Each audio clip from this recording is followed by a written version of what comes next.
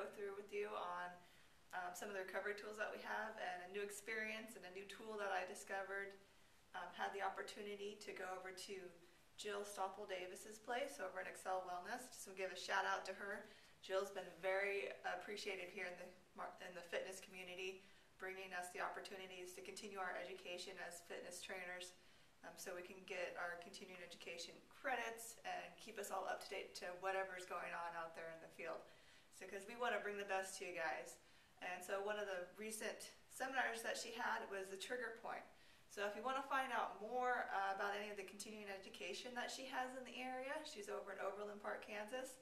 You can check out her website below and just find the next class coming up. She's always keeping it fresh, keeping it new, bringing in the best people out there. You know, we're just so appreciative of her. So back to this last seminar that she had was the trigger point. And we've been doing Yamuna body rolling here at Dragon Family. And the trigger point is a little bit different than the body rolling, but it's going for the same goal. And that's either to get your range of motion ready for activity or to help your recovery after your workout.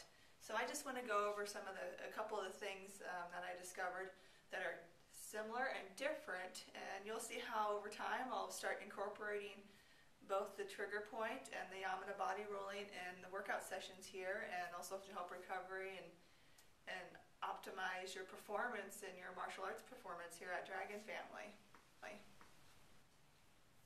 So first I'm going to start with the comparison of the trigger point small ball. When you push on it, it gives way to the fingertips, and it gives a certain density to simulate as if the ball was a massage therapist using their own fingers to manipulate your muscle. And so Yamuna body rolling has the small balls that are called calf balls, and they are used in other locations too. So the comparison is that the Yamuna balls, you roll over them, and so you're putting pressure on your muscles to massage the muscle area. And on the trigger point, it's using a fabric on the outside of it, and this fabric actually grips the skin. So when you're rolling over the Yamuna ball, this one will actually grip the muscle and it will move the muscle. So you don't roll over this ball, you do cross fiber and you move the body over it, or the limb. But the gripping motion is instead manipulating the muscle in a way that is moving the muscle around instead of just rolling onto the muscle. So that was a very interesting fact on that. Another comparison, of course this ball is very small, these are very small, so we have a regression in Yamuna body rolling.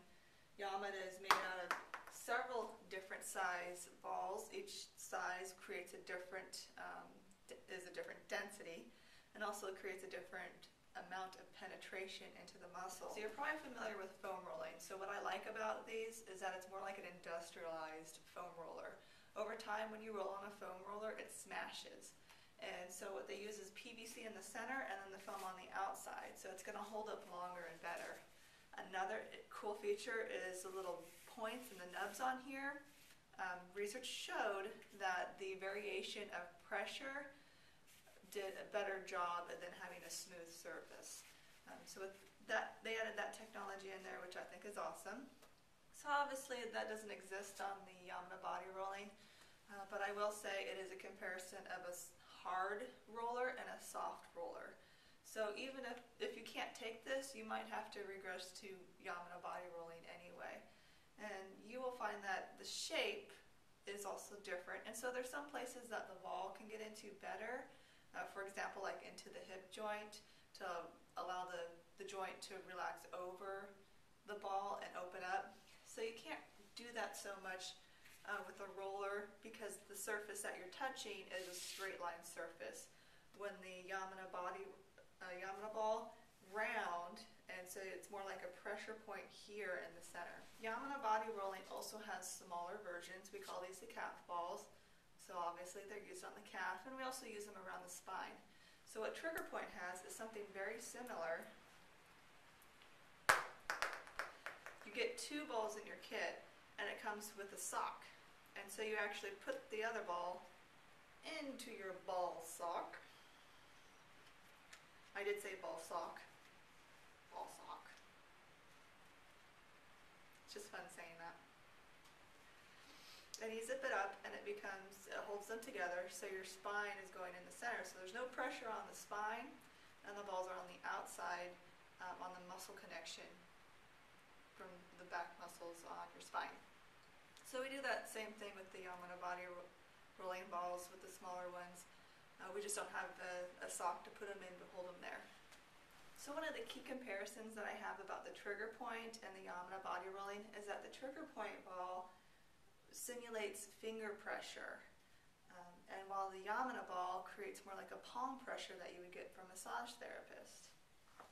So once again, it's self-massage, just 2 different tools to reach the same place. So one of the main differences that I noticed with the Yamuna body rolling and trigger point is the direction that they roll. Yamuna body rolling starts from origin to insertion. Origin is the part that's closest to the body. So for example, the leg, we start in the hip and roll down the quad. The trigger point starts above the knee and goes up from there. And it uses a lot of cross fibering for this. And once again, if this is too intense for you, you regress down to your grid. So different sizes, just like Yamuna body rolling, switch off different sizes, they all have variations. There were some examples of people whose calves might be too big for this, so they can progress to this. Somebody's quad is too big for this, then they can progress to the grid instead, more surface area. So those are my main keys about what are the difference between Yamuna body rolling and trigger point. So I'll be incorporating Yamuna body rolling and trigger point in our sessions to help for the recovery, because they're different enough where there are some things in the trigger point that I find very intriguing, and when I want to just help you guys have better performance, better recovery. So I hope this was informative enough for you to decide whether to join me and try it out.